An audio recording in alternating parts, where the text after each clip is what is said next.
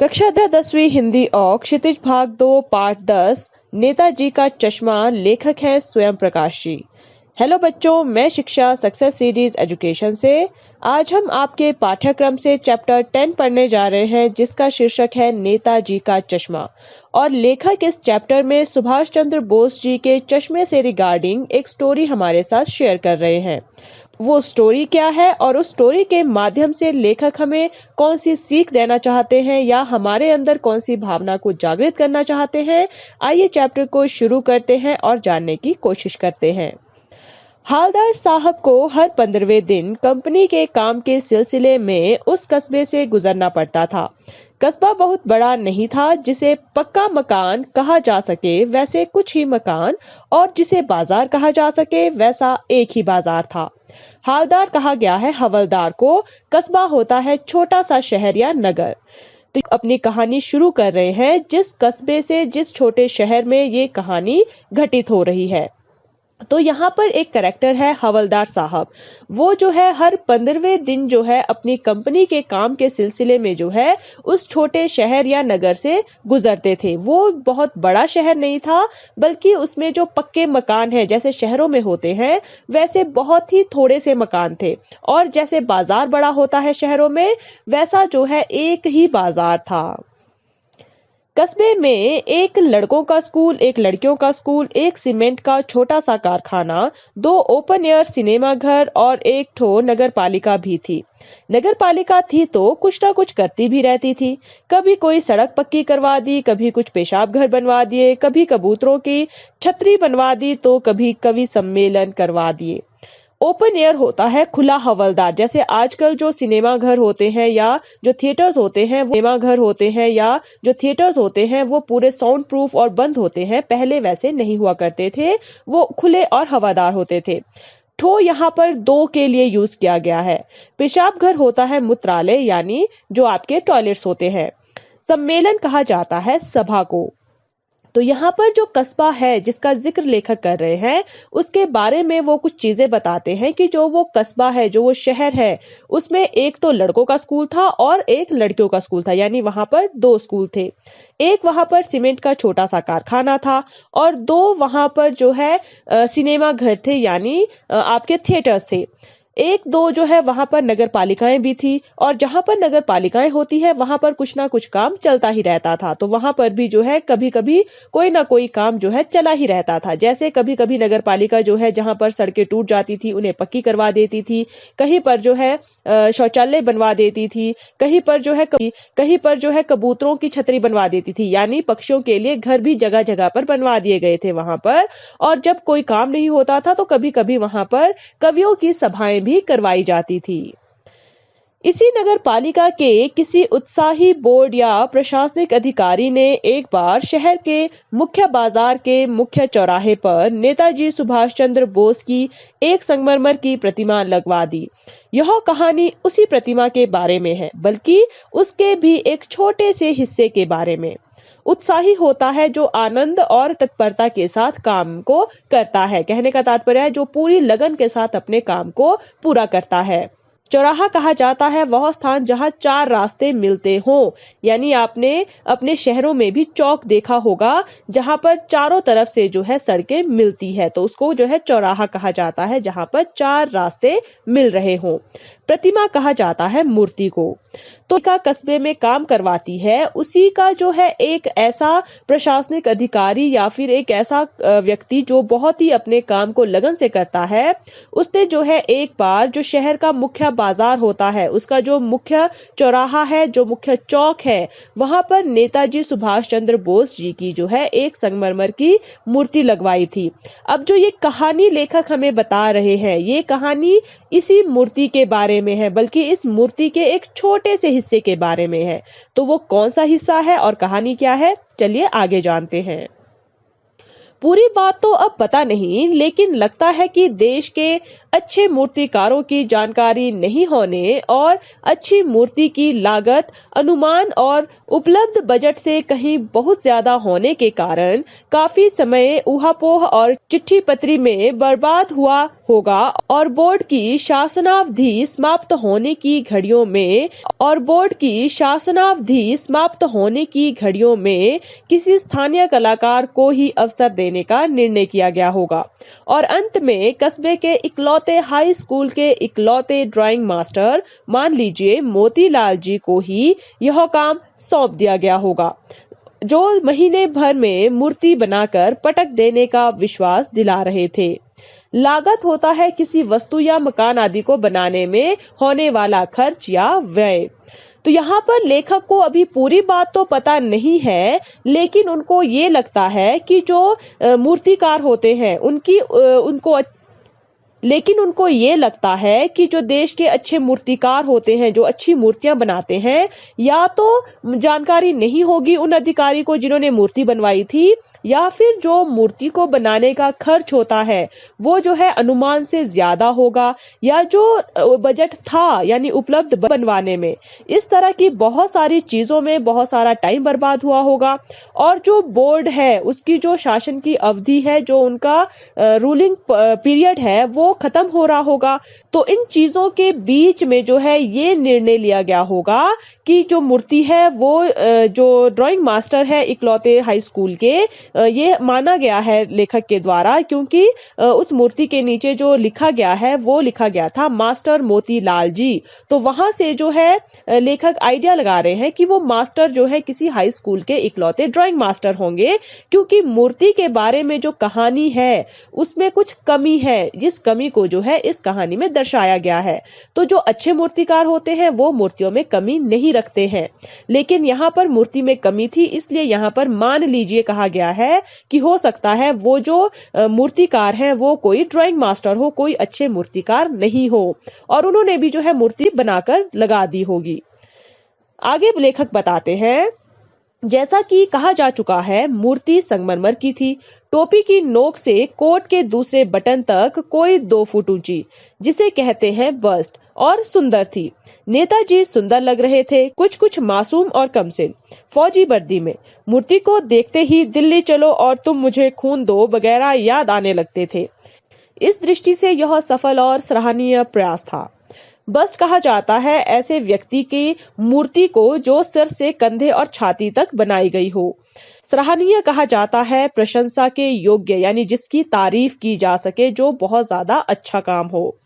तो यहाँ पर लेखक जो है वो मूर्ति के बारे में बता रहे हैं कि जैसा हमने पहले बताया है कि जो मूर्ति है वो किसकी बनी थी, संगमरमर की बनी थी, और वो उसकी ऊंचाई कितनी बता रहे हैं कि जो टोपी की नोक है वहां से कोट के दूसरे बटन तक जो है वो 2 फुट ऊंची थी और बहुत सुंदर थी। नेताजी जो है इस मूर्ति में बहुत ही ज्यादा सुंदर लग रहे थे, और वो मूर्ति जो है फौजी वर्दी में बनाई गई थी नेताजी की। और मूर्ति को देखते ही जो है जो नेताजी के प्रसिद्ध नारे हैं, दिल्ली चलो और तुम मुझे खून दो मैं तुम्हें आजादी दूंगा, मूर्ति को देखते ही जो है ये नारे अपने आप रिमाइंड होने लगते थे। और इस दृष्टि से यानी ऐसा सब कुछ देखकर जो है ऐसा लगता है कि जो मूर्तिकार है उनका काम जो है बहुत ही सफल और प्रशंसा के योग्य है कि उन्होंने बहुत सुंदर मूर्ति बनाई है। केवल एक चीज की कसर थी जो देखते ही खटकती थी, नेताजी की आंखों पर चश्मा नहीं था, यानी चश्मा तो था लेकिन संगमरमर का नहीं था। एक सामान्य और सचमुच के चश्मे का चौड़ा काला फ्रेम मूर्ति को पहना दिया गया था। हालदार साहब जब पहली बार इस कस्बे से गुजरे और चौराहे पर पान खाने रुके, तभी उन्होंने इसे एक कौतुक भरी मुस्कान फैल गई। वाह भाई, यह आइडिया भी ठीक है, मूर्ति पत्थर की लेकिन चश्मा रियल। लक्षित होता है ध्यान में आया हुआ या देखा हुआ। कौतुक कहा जाता है जिज्ञासा को, यानी जो जानने की इच्छा होती है उसको कौतुक कहा जाता है। तो यहाँ पर मूर्ति में जो कमी है उसकी बात कही जा रही है, जिसके बारे में ये कहानी भी है कि उस मूर्ति में केवल एक चीज की कमी थी, जिसको देखते ही जो है खटक जाती थी आंखों में वो मूर्ति। और वो क्या कमी थी कि नेताजी की आंखों पर चश्मा नहीं था। लेकिन यहाँ पर लेखक बताते हैं कि चश्मा तो था वहां पर, लेकिन वो संगमरमर का नहीं था। यानी जैसे मूर्ति संगमरमर की थी, लेकिन जो चश्मा था वो संगमरमर का नहीं था, बल्कि जो रियल का चश्मा होता है वैसा चश्मा था, जो चौड़ा काला फ्रेम वाला था। तो जो हवलदार साहब हैं, जब वो पहली बार उस शहर से गुजरे थे और उस चौराहे पर पान खाने के लिए रुके थे, तभी उन्होंने जो है इस चीज से गुजरे थे और उस चौराहे पर पान खाने के लिए रुके थे, तभी उन्होंने जो है इस चीज को अपने ध्यान में ला लिया था। यानी उन्होंने देख लिया था कि मूर्ति के ऊपर जो है जो चश्मा है वो सचमुच का चश्मा है, वो उस मूर्ति का जो रियल चश्मा होना चाहिए संगमरमर का, क्योंकि मूर्ति संगमरमर की है, वैसा चश्मा उसमें नहीं है। तो उसको जानने की जो उनकी जिज्ञासा थी वो उनकी मुस्कान के रूप में जो है चेहरे पर फैल गई। यानी उनके अंदर जो है इस चीज को लिए जानने की इच्छा शुरू हो गई थी।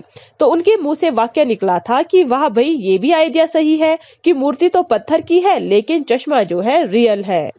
जीप कस्बा छोड़कर आगे बढ़ गई, तब भी हवलदार साहब इस मूर्ति के बारे में ही सोचते रहे और अंत में इस निष्कर्ष पर पहुंचे कि कुल मिलाकर कस्बे के नागरिकों का यह प्रयास सराहनीय ही कहा जाना चाहिए।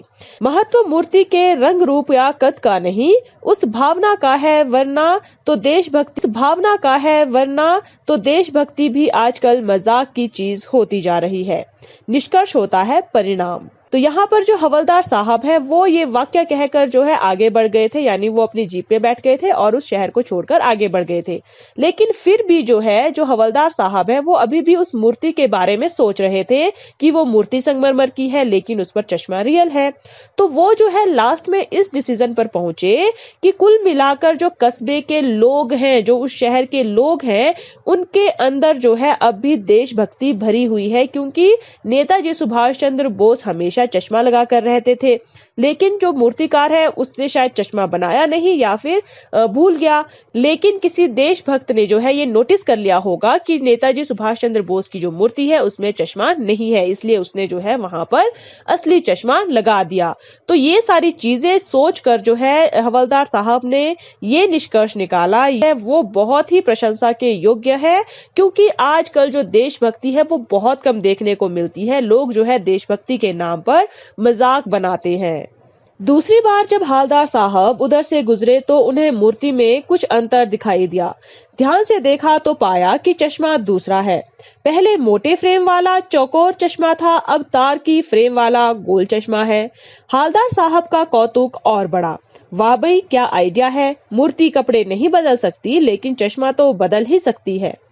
अब जब दूसरी बार हवलदार साहब का आना हुआ उस कस्बे से, तो उन्होंने ध्यान दिया कि जो मूर्ति है वो कुछ अलग दिखाई दे रही है। जब उन्होंने ध्यान से देखा तो उन्हें समझ में आया कि जो पहली बार चश्मा लगा था मूर्ति पर, आज वो बदला गया है। पहले कैसा था, मोटी फ्रेम वाला चौकोर चश्मा था, लेकिन आज जो है तार की फ्रेम वाला गोल चश्मा था। अब हवलदार साहब के अंदर जो जिज्ञासा है वो और ज्यादा अच्छा आइडिया है कि जो मूर्ति है वो संगमरमर की है, इसलिए कपड़े नहीं चेंज कर सकती, लेकिन जो चश्मा है वो तो रियल है, इसलिए वो तो बदला ही जा सकता है। तीसरी बार फिर नया चश्मा था। हवलदार साहब की आदत पड़ गई हर बार कस्बे से गुजरते समय चौराहे पर रुकना, पान खाना और मूर्ति को ध्यान से देखना। एक बार जब कौतूहल दुर्दमनीय हो उठा तो पान वाले से ही पूछ लिया, क्यों भाई, क्या बात है, यह तुम्हारे नेताजी का चश्मा हर बार बदल कैसे जाता है। कौतूहल होता है किसी वस्तु को देखने या जानने की इच्छा, और दुर्दमनीय होता है जिसका दमन बहुत कठिन हो या जिद्दी जो हो, जिसको दबाया ना जा सके। अब जब तीसरी बार हवलदार साहब का उस कस्बे से जाना हुआ, तब उन्होंने देखा कि आज फिर चश्मा नया है। अब हवलदार साहब की ये आदत पड़ गई थी कि जब भी वो उस कस्बे से गुजरते थे तो वो उस चौराहे पर जरूर रुकते थे, पान खाते थे और उस मूर्ति को ध्यान से देखते। चौराहे पर जरूर रुकते थे, पान खाते थे और उस मूर्ति को ध्यान से देखते थे। अब जब उनका जो ये जानने की इच्छा थी कि जो ये नेताजी का चश्मा है वो कैसे बदल जाता है, जब वो अपनी इस इच्छा को दबा नहीं पा रहे थे, तो उन्होंने जो है पान वाले से ही पूछ लिया कि अरे भाई, ये क्या बात है कि जो तुम्हारे ये नेताजी हैं उनका चश्मा कैसे बदल जाता है। पान वाले के खुद के मुंह में पान ठुसा हुआ था। वह एक काला, मोटा और खुशमिजाज आदमी था। हवलदार साहब का प्रश्न सुनकर वह आंखों ही आंखों में हंसा। उसकी तोंद थिरकी। पीछे घूमकर उसने दुकान के नीचे पान थूका और अपनी लाल काली बत्ती सी दिखाकर बोला, कैप्टन चश्मे वाला करता है। क्या करता है? हवलदार साहब कुछ समझ नहीं पाए। चश्मा चेंज करता है, पान वाले ने समझाया। अब जो पान वाला है, जब हवलदार साहब ने उससे पूछा कि नेताजी का चश्मा कैसे हर बार चेंज हो जाता है, तो अब जब पान वाले से हवलदार साहब ने मुंह में खुद भी जो है पान ठूसा हुआ था। वो जो है एक काला, मोटा और खुश रहने वाला आदमी था। अब जब हवलदार साहब ने उससे प्रश्न किया तो उनका प्रश्न सुनकर जो है वो आंखों ही आंखों में हंसा। यानी उसके मुंह में पान ठूसा हुआ था तो वो बाहर नहीं हंस पा रहा था। इस वजह से वो क्या है, अंदर ही अंदर हंसा, जिसकी वजह से उसकी तोंद थिरकी, यानी जो उसका मोटा पेट था वो हिलने लग गया था। तो अब हवलदार साहब के प्रश्न का उत्तर देने के लिए वो पहले पीछे घूमा और उसने अपने मुंह में जो उसका पान ठुसा हुआ था उसको बाहर थूका और फिर जो है अपनी काली पीली बत्ती सी दिखाकर बोला, क्योंकि पान खाने से जो है उसका मुंह लाल हो गया था, दांत काले हो गए थे। तो उस तरह से जो वो हंसते हुए बोला कि जो कैप्टन चश्मे वाला है वो करता है। अब हवलदार साहब समझ नहीं पा रहे थे कि कैप्टन चश्मे वाला क्या करता है। तो पान वाला उन्हें समझाता है कि जो कैप्टन चश्मे वाला है वो मूर्ति का चश्मा चेंज करता है, इसलिए आपको जो मूर्ति के चश्मे हैं वो हर बार अलग दिखाई पड़ते हैं। क्या मतलब, क्यों चेंज कर देता है? हवलदार साहब अब भी नहीं समझ पाए। कोई गिराक आ गया समझो, उसको चौड़े चौखट चाहिए तो कैप्टन किधर से लाएगा? तो उसको मूर्ति वाला दे दिया, उधर दूसरा बिठा दिया। अब हवलदार साहब को बात कुछ कुछ समझ में आई। एक चश्मे वाला है जिसका नाम कैप्टन है। उसे नेताजी की बगैर चश्मे वाली मूर्ति बुरी लगती है, बल्कि आहत करती है, मानो चश्मे के बगैर नेताजी को असुविधा हो रही हो। इसलिए वह अपनी छोटी सी दुकान में उपलब्ध गिने चुने फ्रेमों में से एक नेताजी की मूर्ति पर फिट कर देता है। गिराक यहाँ पर ग्राहक के लिए कहा गया है, क्योंकि जो पान वाला है उसकी लैंग्वेज थोड़ी इस तरह से है कि वो ग्राहक को गिराक कह रहा है, किधर को किधर कह रहा है और उधर को उधर कह रहा है। तो यहाँ पर जो हवलदार साहब है वो अब भी नहीं समझ पाए, तो वो पूछते हैं कि क्या मतलब है वो चश्मा क्यों चेंज कर देता है। अब जो पान वाला है वो हवलदार साहब को समझाता है कि ये समझो कि उसके पास कोई ग्राहक आ गया होगा जिसको चौड़े चौखट चाहिए होंगे, लेकिन जो चश्मे वाला है कैप्टन, उसने वो चौड़े चौखट वाला चश्मा जो है नेताजी को पहना दिया होगा। अब जो ग्राहक है उसको वो चौड़े चौखट वाला चश्मा कहाँ से लाएगा, क्योंकि उसके पास गिने चुने चश्मे हैं। तो वो जो है मूर्ति वाला जो चश्मा है उसको वहां से निकाल कर ग्राहक को दे देता है और मूर्ति पर दूसरा लगा देता है। अब हवलदार साहब को जो है कुछ कुछ बातें समझ में आ गई थी कि एक चश्मे वाला है जिसका नाम है कैप्टन, और वो जो है नेताजी की जो ये बगैर चश्मे वाली मूर्ति है उसको वो बिल्कुल अच्छी नहीं लगती है, उसको बहुत बुरी लगती है, जैसे नेताजी को जो है बिना चश्मे के कोई असुविधा हो रही हो। इसलिए वो जो है अपनी छोटी सी दुकान में जितने भी उसके गिने चुने फ्रेम है उनमें से एक फ्रेम जो है नेताजी को फिट कर देता है, यानी नेताजी की मूर्ति पर लगा देता है। पर लगा फ्रेम संभवतः नेताजी से क्षमा मांगते हुए लाकर ग्राहक को दे देता है और बाद में नेताजी को दूसरा फ्रेम लौटा देता है। दरकार होता है आवश्यकता।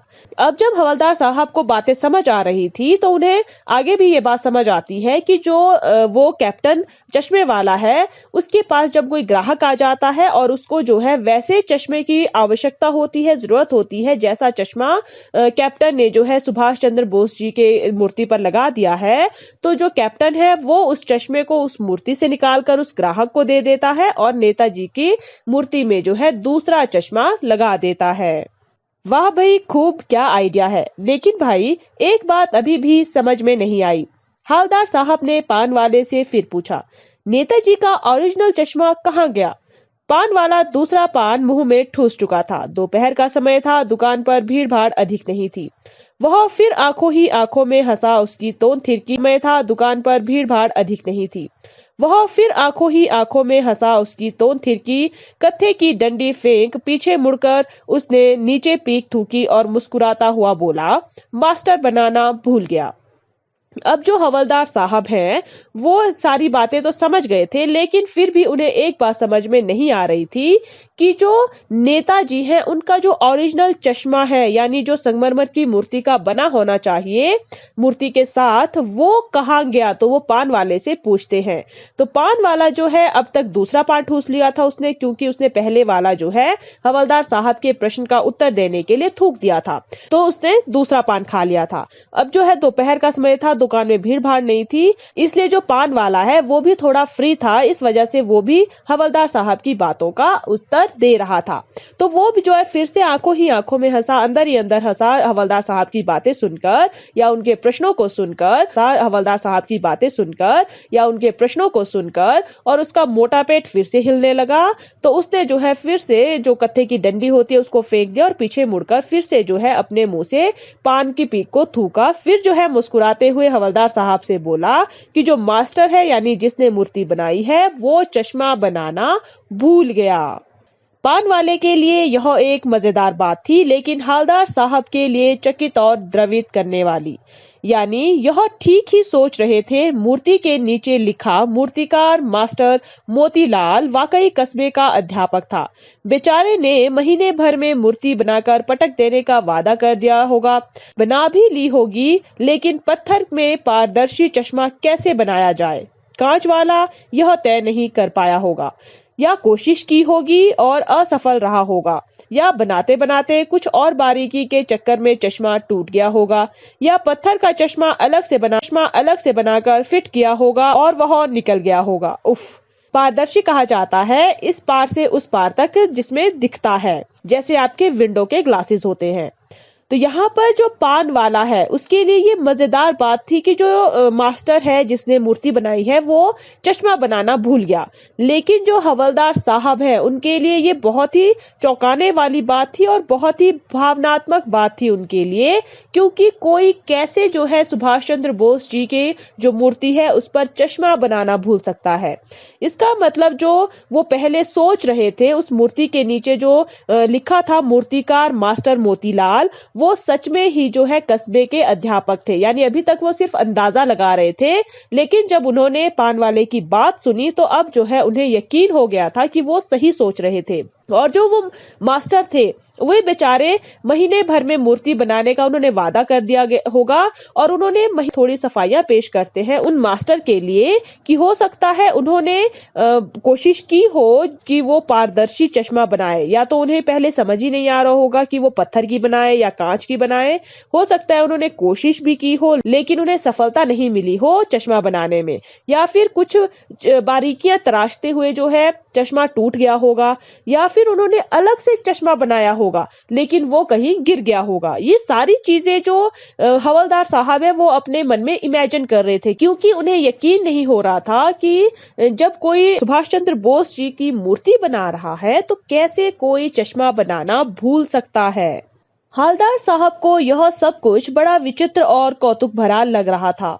इन्हीं ख्यालों में खोए खोए पान के पैसे चुकाकर चश्मे वाले की देशभक्ति के समक्ष नतमस्तक होते हुए वह जीप की तरफ चले, फिर रुके, पीछे मुड़े और पान वाले के पास जाकर पूछा, क्या कैप्टन चश्मे पीछे मुड़े और पान वाले के पास जाकर पूछा, क्या कैप्टन चश्मे वाला नेताजी का साथी है या आजाद हिंद फौज का भूतपूर्व सिपाही। नतमस्तक होता है किसी के सम्मान में सर झुकाने वाला, और भूतपूर्व होता है पहले वाला।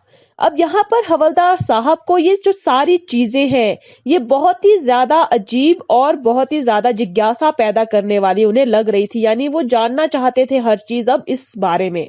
तो इन्हीं ख्यालों में जब वो खोए हुए थे उन्होंने पान के पैसे भी दे दिए थे, और जो चश्मे वाला है उसकी जो देशभक्ति है उसके सामने वो सर झुकाकर जो है जीप की तरफ जा रहे थे, लेकिन कुछ वो सोचकर रुक गए और पीछे मुड़े और पान वाले के पास वापस जाकर उन्होंने पूछा कि जो कैप्टन चश्मे वाला है क्या वो नेताजी का साथी है या फिर आजाद हिंद फौज का कोई पहले का सिपाही है।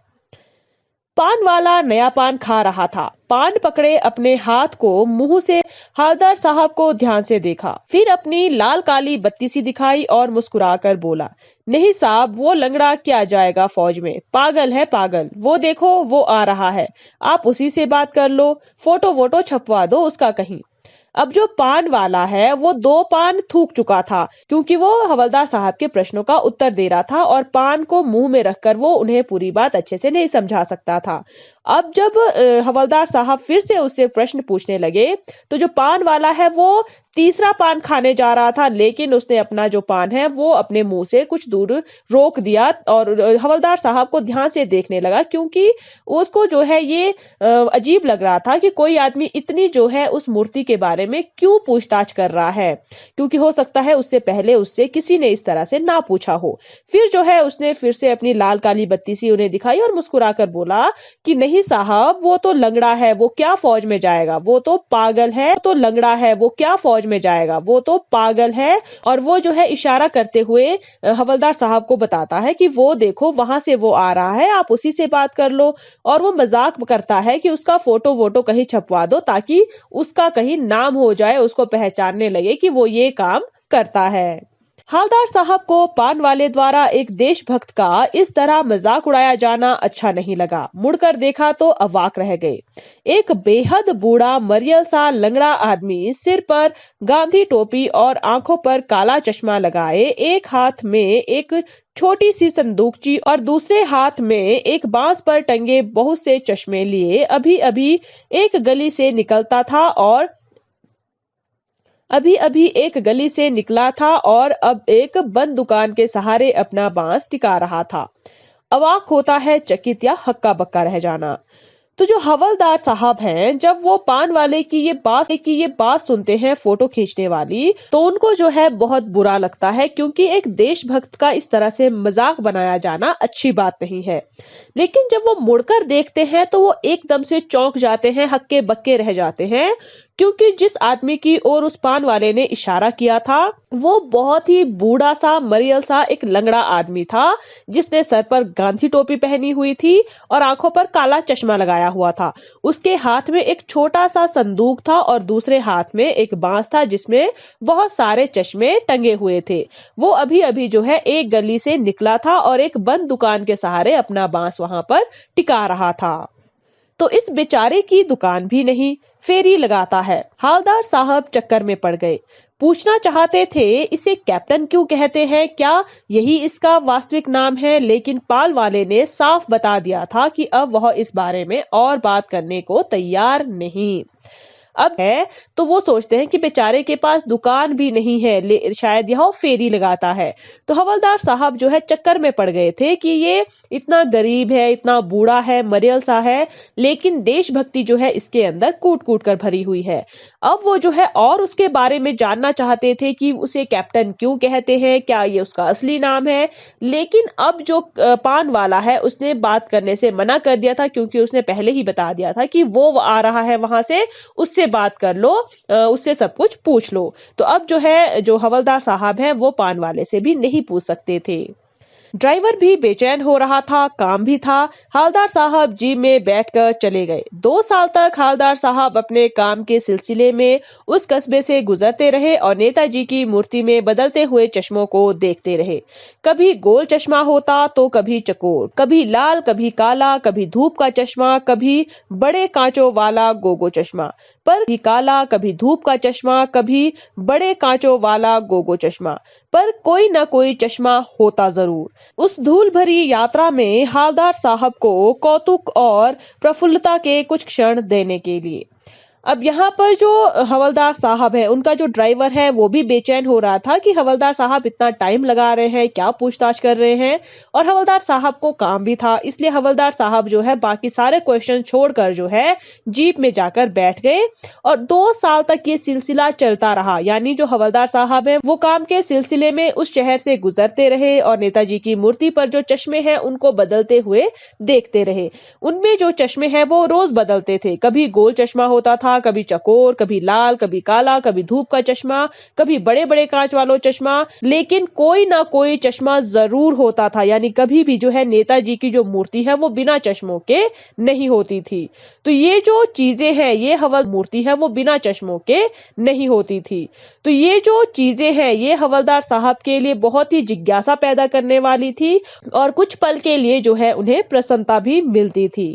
फिर एक बार ऐसा हुआ कि मूर्ति के चेहरे पर कोई भी कैसा भी चश्मा नहीं था। उस दिन पान की दुकान भी बंद थी, चौराहे की अधिकांश दुकानें बंद थी। अगली बार भी मूर्ति की आंखों पर चश्मा नहीं था। हवलदार साहब ने पान खाया और धीरे से पान वाले से पूछा, क्यों भाई, क्या बात है, आज तुम्हारे नेताजी की आंखों पर चश्मा नहीं है?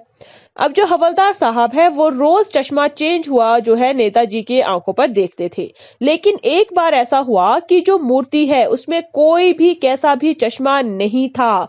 लेकिन उस दिन जो पान की दुकान थी वो भी बंद थी और चौराहे पर बहुत सारी दुकानें बंद थी, जिसके कारण जो हवलदार साहब है उन्हें नहीं पता चला कि जो चश्मा है वो आज क्यों नहीं है।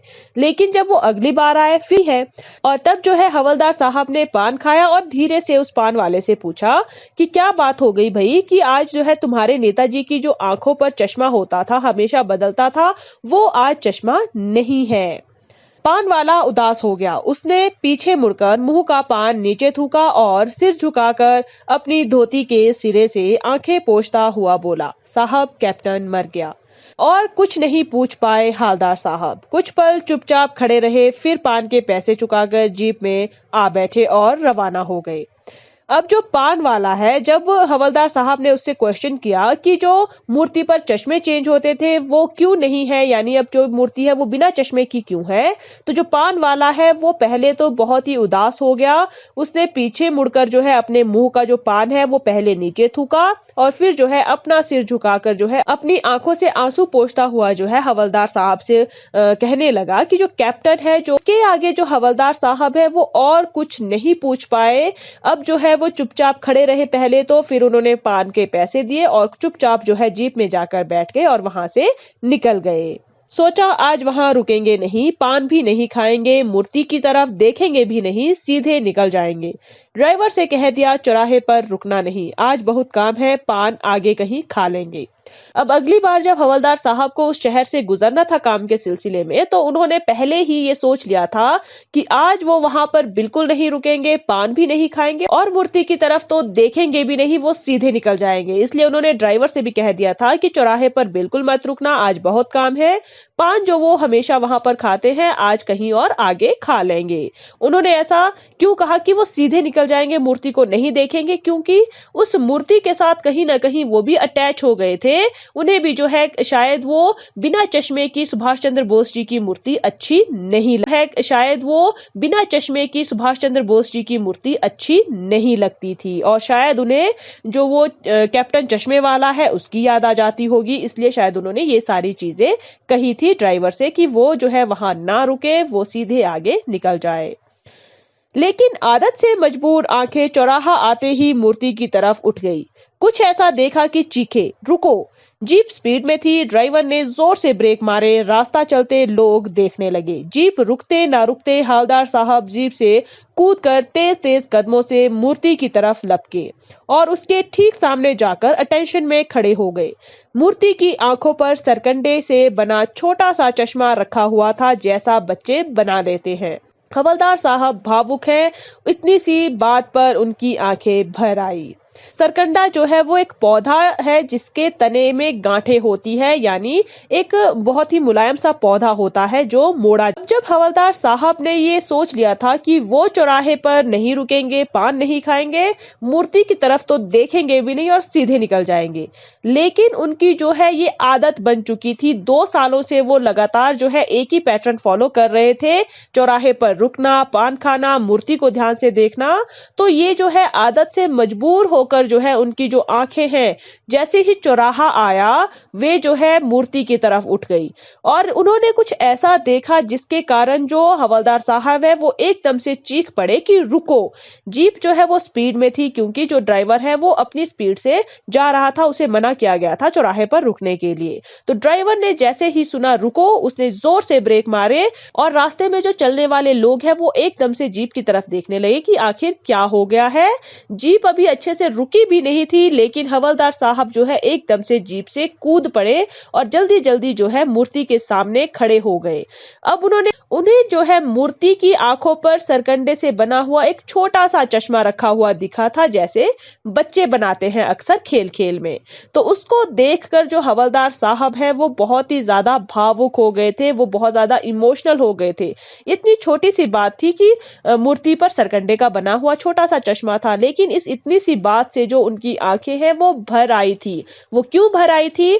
क्योंकि उन्हें लगा था कि जो वो कैप्टन चश्मे वाला है, उसके मर जाने के बाद क्योंकि मूर्ति काफी समय तक बिना चश्मे के उन्हें दिख रही थी, तो उन्हें ये लग रहा था कि शायद जो देशभक्ति उस चश्मे वाले के अंदर थी, अब जो है कस्बे वालों के अंदर वो देशभक्ति नहीं है। क्योंकि जो सुभाष चंद्र बोस जी हैं वो बहुत ही सच्चे देशभक्त थे, वो एक सेनानी थे। उनका बिना चश्मे की मूर्ति होना एक तरह का अपमान कहा जा सकता है। तो जो हवलदार है वो इस चीज से आहत हुए थे, लेकिन जब उन्होंने देखा कि उस पर हुआ है वो भी सरकंडे का बना हुआ, तो उसको देखकर वो इसलिए इमोशनल हो गए थे क्योंकि वो जो है किसी बच्चे ने बना कर रखा था, और ये चीज जो है उन्हें इमोशनल कर रही थी कि एक बच्चा जो है उसके अंदर भी देशभक्ति अभी जीवित है। और लेखक भी हमें यहाँ पर यही सीख देना चाहते हैं इस चैप्टर की कहानी के माध्यम से कि हमें भी अपने अंदर की जो देशभक्ति है उसे हमेशा जागृत रखना चाहिए, उसे कम नहीं होने देना चाहिए,